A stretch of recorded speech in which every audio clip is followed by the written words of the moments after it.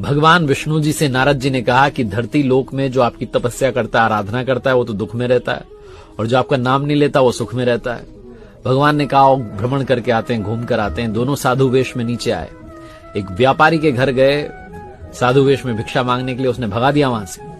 जब वहां से निकले तो भगवान ने पलट करके व्यापारी के घर की तरफ देख करके कहा कि तुम्हें और पैसा मिले, तुम और समृद्ध हो जाओ। वहां से पहुंचे, एक झोपड़ी में एक माता जी रहती थी, भगवान की पूजा करती थी। झोपड़ी के बाहर एक गाय बंधी हुई थी।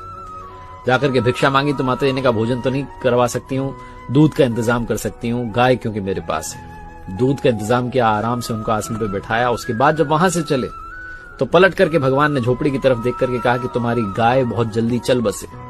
नारद जी से रहा नहीं गया, आप ये उल्टी बातें क्यों कर रहे हो? जो गाली दे रहा उसको कह रहे हो और फलो फूलो, और माता जी जो आदर सत्कार कर रही है उनको कह रहे हो कि तुम्हारी गाय चली जाए।